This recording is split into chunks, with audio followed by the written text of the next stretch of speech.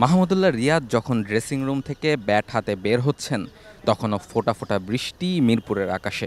শেরেবাংলা জাতীয় ক্রিকেট স্টেডিয়ামের সব উইকেটই ঢেকে রাখা হয়েছে কাভারে। এমন অবস্থায় বাংলাদেশের ক্রিকেটারদের জন্য আশীর্বাদ হয়ে এসেছে বিসিবির গ্রিন হাউস প্রজেক্ট।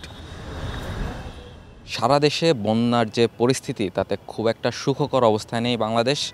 দেশের বেশ কয়েকটি জেলা ইতিমধ্যেই প্লাবিত। তার প্রভাব আসলে ঢাকা শহরেও পড়েছে। টানা কয়েকদিন ধরেই চলছে বৃষ্টি, এবং এই বৃষ্টিতে সাধারণত বর্ষা মৌসুমে ক্রিকেটারদের করার কিছু থাকে না, বা ক্রিকেট খেলার জন্য আসলে বর্ষা মৌসুম নয়। ফলে সেই জায়গাটা থেকে এই মৌসুমে সাধারণত দেখা যায় যে ক্রিকেটাররা খুব একটা মিরপুরে আসেন না, বা তারা অনুশীলন করতে পারেন না। এমনটাই সাধারণত এত বছর আমরা দেখে এসেছি। তবে এখন যেটা হচ্ছে, আজকের দিনের চিত্র যদি আপনাদের দেখায়, যে এই যে বিসিবির একাডেমি মাঠে সাধারণত যে উইকেটগুলোতে অনুশীলন হয়,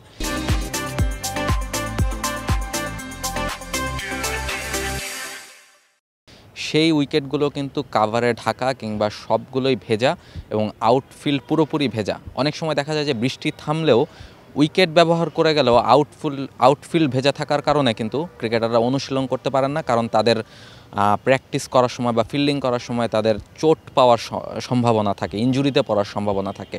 সেক্ষেত্রে বিসিবির যে উদ্যোগ ছিল বা যে প্রজেক্টটা ছিল, সেটা হচ্ছে গ্রিন হাউস প্রজেক্ট, যার ভেতরে আসলে 20টা উইকেট থাকার কথা। এবং এখনও পুরোপুরি 20টা উইকেট তৈরি হয়নি, তবে কিছু উইকেট তৈরি করা হয়েছে, এবং যার ভেতরে আসলে ক্রিকেটাররা এখনই অনুশীলন করার সুযোগ পাচ্ছেন। যে কারণে আজকে এই বৃষ্টির মধ্যেও আজকে মাহমুদুল্লাহ রিয়াদ সকাল 11টার দিকে খুব সম্ভবত যখন অনুশীলনে বেরিয়েছেন, তখনও ফোঁটা ফোঁটা বৃষ্টি পড়ছে, এবং সেই মুহূর্তেও তিনি ব্যাটিং অনুশীলন করতে এসেছেন। এই গ্রিন হাউস প্রজেক্টের ভিতরে এসে তিনি কিন্তু অনুশীলন করেছেন প্রায় 1 ঘন্টার বেশি সময়। তারপর তার সাথে মুস্তাফিজ এসেছেন, আরেক যে পেসার এবাদত হোসেন, তিনিও এসেছেন। ফলে এই টাইমে বর্ষা মৌসুমে যে ক্রিকেটারদের ঘরে বসে কাটাতে হতো, সেটা থেকে একটা আপনি বলতে পারেন যে এই প্রজেক্ট একটা আশীর্বাদ হয়ে এসেছে ক্রিকেটারদের জন্য।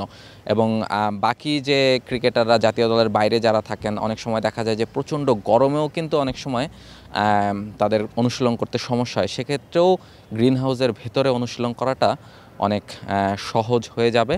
ফলে এই গ্রিন হাউস যে প্রজেক্ট, তার সুবিধা ইতিমধ্যেই বাংলাদেশের ক্রিকেটাররা পেতে শুরু করেছেন।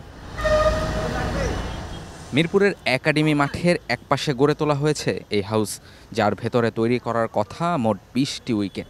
সব উইকেট এখনও তৈরি না হলেও ইতিমধ্যেই এর সুবিধা পেতে শুরু করেছেন রিয়াদরা। বৃষ্টির মাঝেও ট্রু উইকেটে অনুশীলন চলছে পুরো দমে।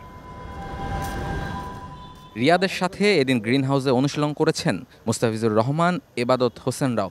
আপাতত কয়েকটি উইকেটে অনুশীলন চললেও ধীরে ধীরে যোগ হবে আরও উইকেট। সে সময় একসাথে 20 জন ক্রিকেটার নেট অনুশীলন করতে পারবেন এই গ্রিন হাউসে। মিরপুর শেরেবাংলা জাতীয় ক্রিকেট স্টেডিয়াম থেকে রাহুল রায়, T Sports. For more updates, subscribe to our YouTube channel and click on the bell icon. Follow us on Facebook and Instagram.